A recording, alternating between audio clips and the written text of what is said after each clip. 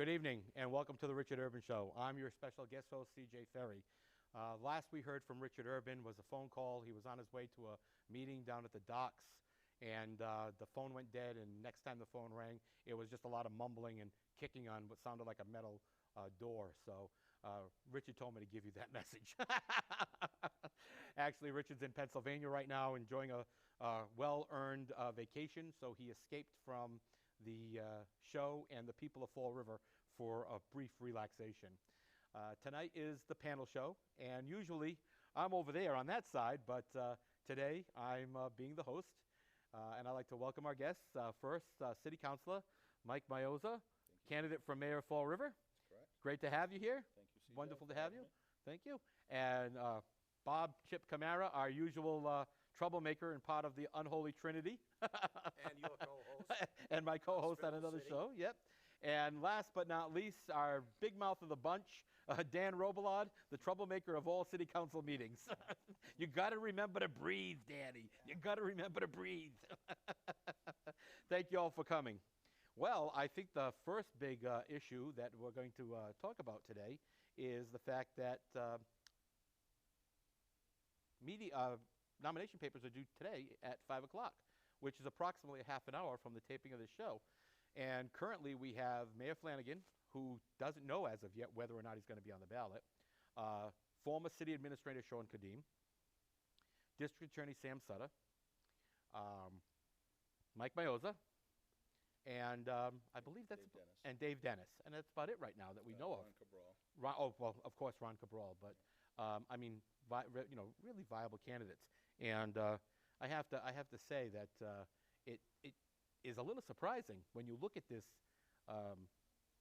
bastion of candidates, because there's a lot of people who feel that some of these people have a good chance of taking the election, and some people know that others don't. But with you being a candidate on this ballot, Mike, I'd like to know, what are you going to do for a difference for Fall River? I mean, Fall River's in a real, crappy situation right now. And we have to ask ourselves, what can one man do to make this happen? Well, that's a good question, CJ. I don't know if it is. I don't think it takes one man. I feel I'm a candidate for the people. I feel that both my experience in business, I've worked for Fortune 100 companies, Fortune 1000 companies. I've worked globally. I've been a public servant now for 3 years.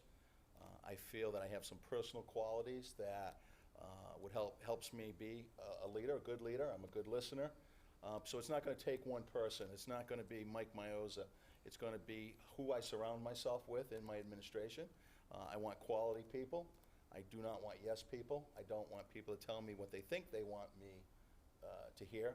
I want people that are going to give me the real information that I can make informed decisions with. The climate in this city is probably as worse as it's ever been. And so we need somebody to pull this city back together. And I feel that's a quality I have. I feel I'm a healer. And I think that's what we need at this point in time. We need some healing. We need a mayor that's going to listen to the people, okay? And not just listen, value what they have to say, value their input, and then make decisions on that input. And that's what I think has been lacking over the last 5 years. I think we've seen the voices of the people, the folks that are serving on the city council, ignored. Okay, these are the folks that were elected to represent the people of Fall River, and our voices have been silenced. And for instance, pay as you throw, the trash hauler fees would be another instance. There's been no communication, or very little communication, and I can only speak for myself. I can't speak for my colleagues, between me and the leader of our city.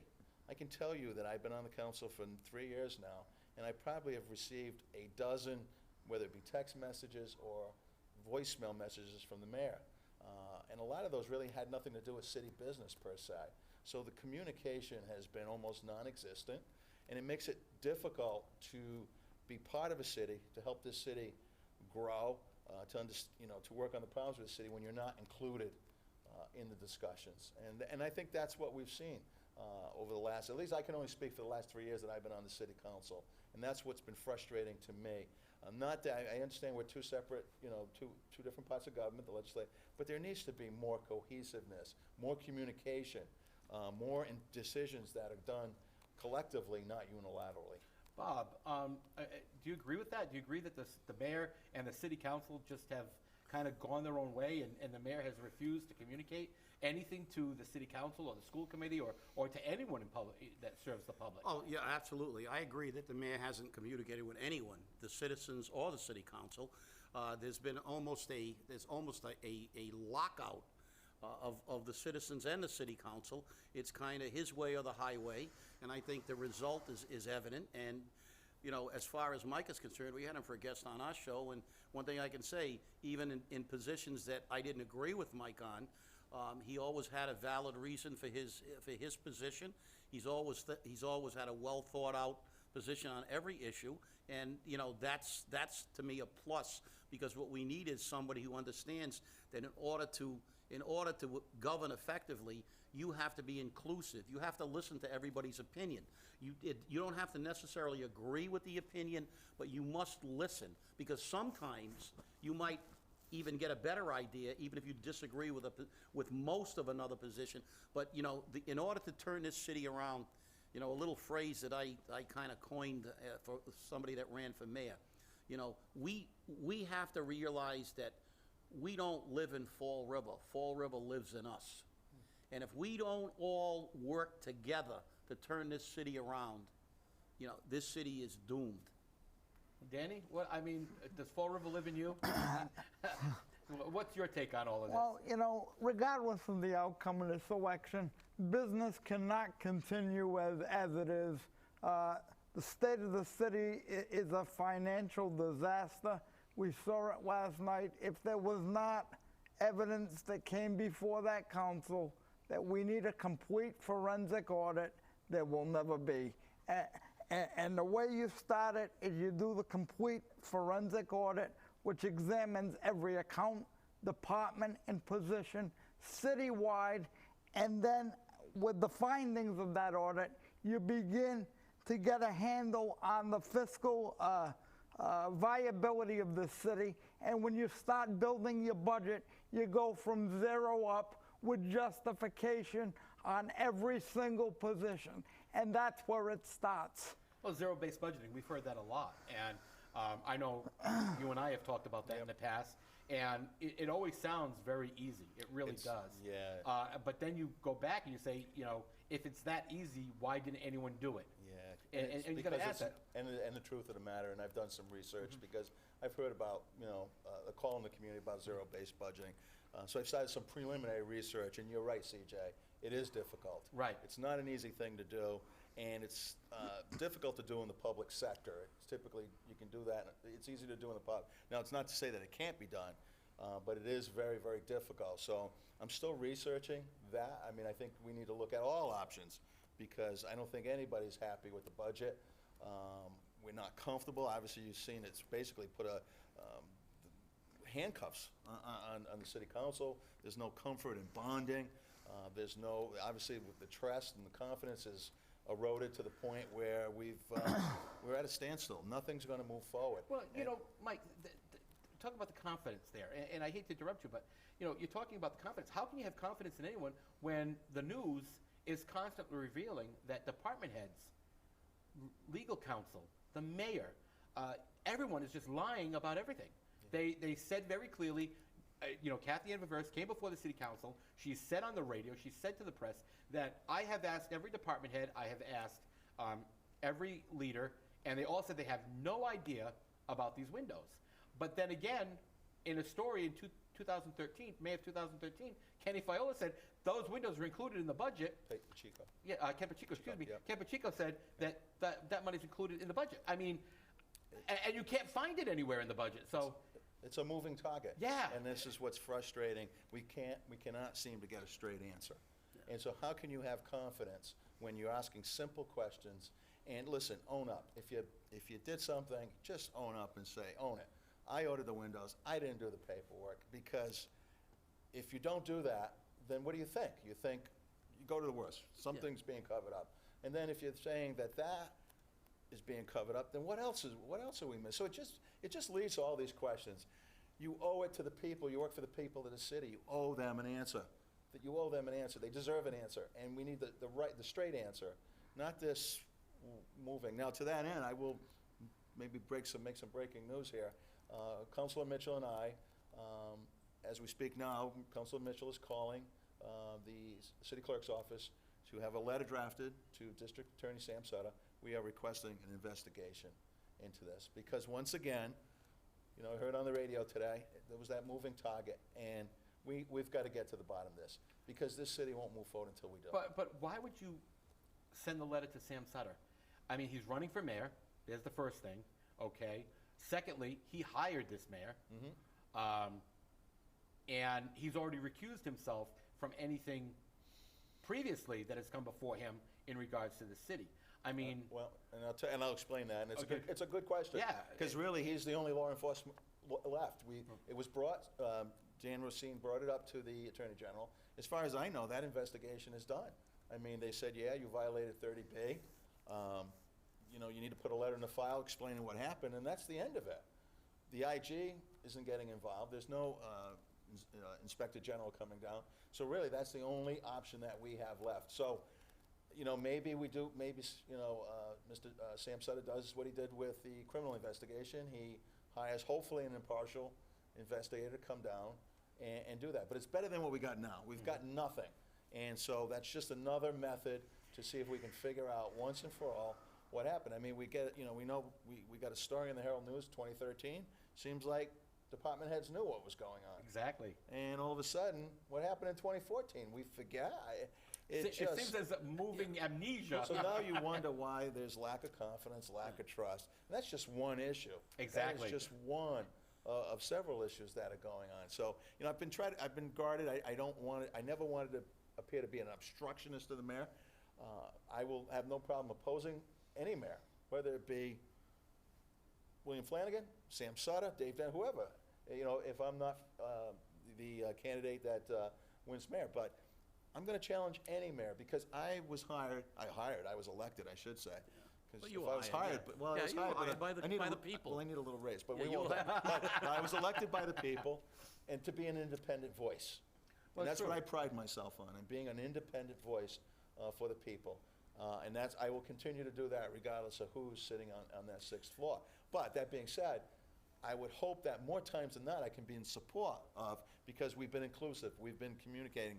I've had input into that decision. I've talked to people in the community, and what do you think of this, and what do you think of that?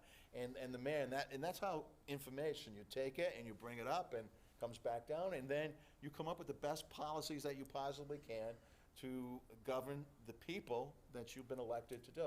And that's not what we've done in the last 3 years that I've been on the council. Yeah, you're right. And what we really need is, if we can't, it's kind of even if you do modified, like zero base, but we need the forensic audit. It's absolutely imperative that we do it, because as you said, everything's a mystery in this city, because there's no accountability.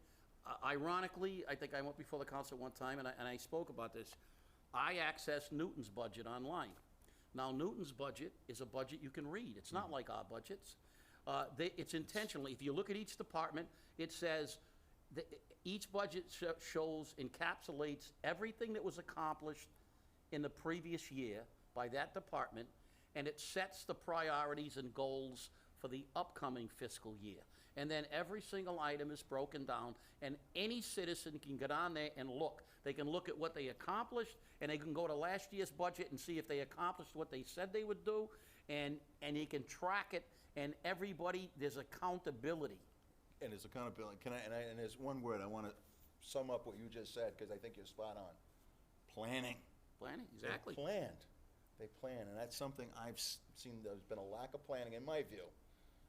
We knew about the landfill closing. We knew about the SAFER grants expiring. We don't have plans. We don't have plans for our future. We don't have vision. We don't know. I really don't know. What are we about? What are we trying to accomplish? What are we doing with the waterfront? What's the vision? What's the plan? And we have a master plan, and maybe that's the starting point. But we've heard about that. It's, but there needs to be some vision, some plan. Yeah, don't get me on the master plan. Okay, because and maybe, truly, you know- because truly I've seen the master plan, Yeah. and truly the master plan doesn't address it. You want to see a master plan? Go look at what Boston did. Mm-hmm. You look at Boston's master plan; they laid it out in 10 years, and guess what? At the end of 10 years, it was all accomplished. Well, that's It was okay. all accomplished, and that's exactly what a master plan is. Right. Ours talks about ifs, thens, and maybes. Yeah. These, Yeah. that's not planning. The That's problem we got is, what we are, is the little Dutch boy sticking his finger in the dike to plug up the holes. That's the way we run this city. Nothing is ever reported accurately. There is an article in this month's Retirees about the funds from healthcare that the city realized from all these cuts that they did for the people, cost shifts. They reported $12.1 million. Now, I inquired, I made the call, and then the individual who's one of the people involved called me and said, oh, those are only estimates. I said, no, they weren't. We're talking about fiscal year 2013. It's not an estimate anymore. You reported this to Boston. So one of two things is happening. Either you're lying to Boston or you're lying to us. But somebody's lying because you're saying that you didn't save, what you're telling me is you didn't save, and that's the problem. And I'm sure Councilor Miozza can tell, we all know, because we go to the council meetings, and Danny can speak to this, that we've never seen a number that could stand more than one meeting. Yeah, That's true. Danny, I mean, you've been quiet over there. You got to jump in once in a while. Really, I mean, have we ever planned for anything? I mean, how do you perceive Fall River's actions or planning for issues that come up? We are a reactive city. We are a reactive city, and every administration since I've been following politics, and Chip can go a lot far back than I can. Every single time there's a disaster, there is pressure from the administration on the city council back against the wall. We got to do this or all hell is going to break loose. We got to do X or we'll be in receivership. We got to pass a budget or this is going to happen. When's the last time you've seen the school department not come to the city for money? When's the last time the school department has had a budget where they have the mayor and the city council haven't had to bail them out? I have, and it's the fastest growing department in the city, in my opinion. Well, it's also very interesting because many people that are hired by the school department on grants are hired. Now, when those grants end in other cities and towns, those positions end. And those people sign an agreement saying that they know that this is a temporary position, it's till the end of the grant, and they waive their rights to unemployment compensation, et cetera, et cetera. But in Fall River, when you take a job on a grant, that job gets rolled over into the budget. And how often can we sustain something like that? Mike, really, I mean, when is somebody going to take the helm, and maybe this is you, who's going to take the helm and say, okay, we're now going to steer through some bumpy water, but we're going to get through to the end to where it's going to be smooth sailing. And that's what the people are asking for. Yeah, and you characterized it perfectly. It's going to be bumpy waters, and there's going to be decisions that are going to be made that are probably going to be very unpopular for whoever's sitting on that sixth floor if they're doing the job right, because that's what's required at this point in time. And to make those unpopular decisions, because you're right, the water will be bumpy. It'll be rough, but there is going to be calm waters. It may be 3, 4, 5 years. I don't know what that is, but we need to have a plan. We need to make those, if there are cuts that need to be made, they need to be made. We can't keep, and I've said this, and we all know this, Danny knows budgets, Bob knows me. You got two ways. You increase revenue, and you have to cut operating costs. So we've got to start looking at that. We seem to be, we shy away from that. And that may be what's necessary. It's not pleasant. It's not something I prefer to sit here and say that we need to do, but that's the reality. And somebody's got to make those hard decisions if that's what's required. And you're right, because as Danny said, I've been around a little longer than him. But I think Methuselah was we had the horse-drawn fire apparatus. Yeah, exactly. Okay, but the reality is, to me, it's about a change in perspective over the years. I remember a time when the city was reorganized to streamline the government under Mayor Viveras. And in those times, if a department head ran over budget, he was brought in and basically skewered, because budgets had to be accurate budgets. And mayors lived in fear of having to raise the tax rates because they would be voted out of office. But there seems to be an insensitivity to the taxpayer now. They feel that everybody that's left is here because they have to be here. Everybody else has moved out, and just let's continue to burden the taxpayers.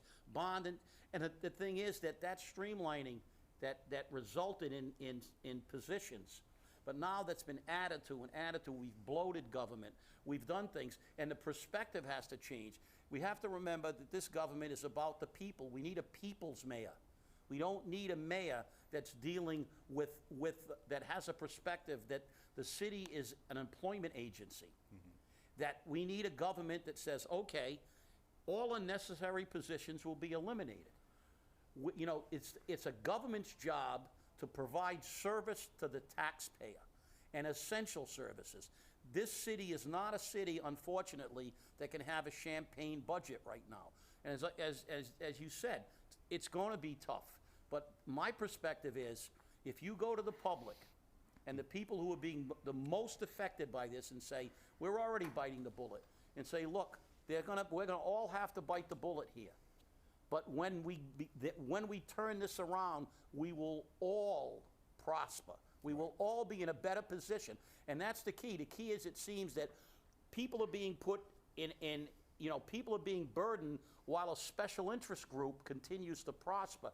And that's going to change. We can all collectively agree to suffer for a little while if it's going to get better in the future. Well, it really is about poor planning. We knew about the safer grants. We knew about the landfill. And it seems that the top 4 departments, education, police, fire, and DPW, are always in competition. And that's because I believe citywide we're administratively top-heavy, but especially in the school department, there's more administrators and coaches and all these people. As we do the forensic audit, they obviously need to be included. But there's top-heavy administrators everywhere in this city, and we got to get back to the basics of government. Well, I think one of the biggest problems that the people of Fall River are facing, though, is the fact that right now they feel that there's no out for them. Taxes have consistently gone up every year.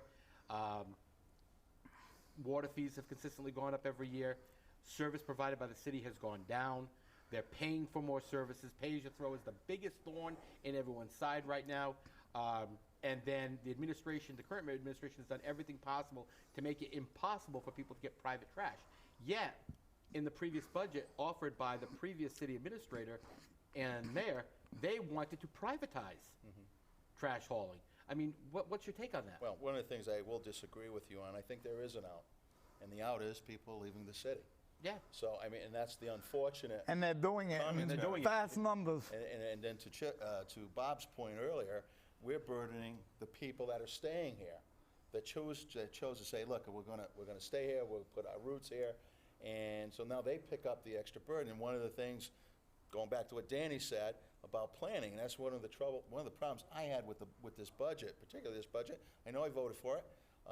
However, what I said, I was very clear I wasn't happy with it. But what really concerned me was that we were taxing property tax, water rate increases, sewer rate increases, pay-as-you-throw, on putting that on the taxpayers because of lack of planning.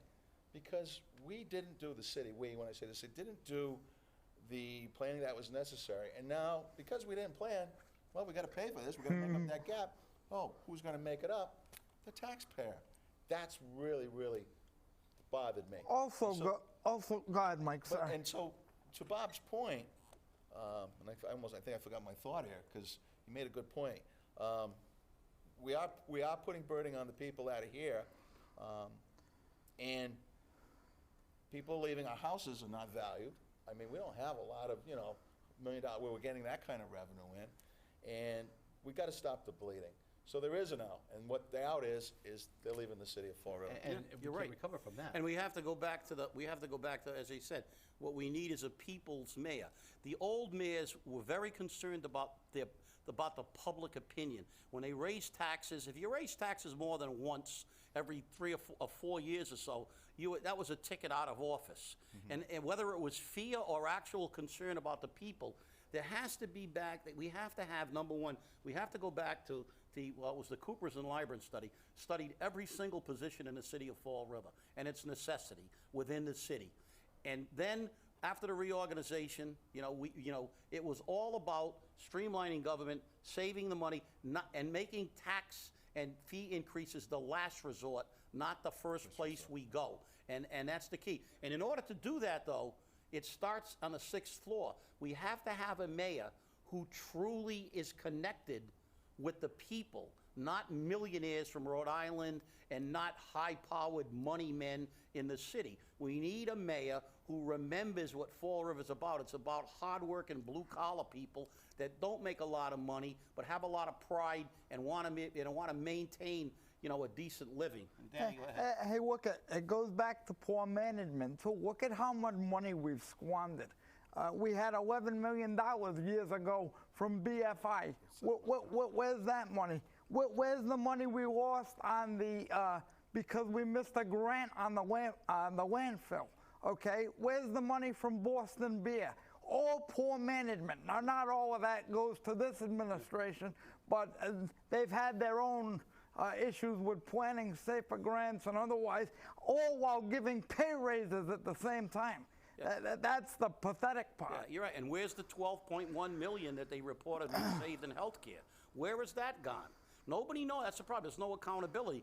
Where is all this money? Where is the money that, we say that they every once in a while, it's amazing that whenever we get in a hole, they find money. Where are they pigeonholing it? But where's the money from that? Where is the money from the fees going?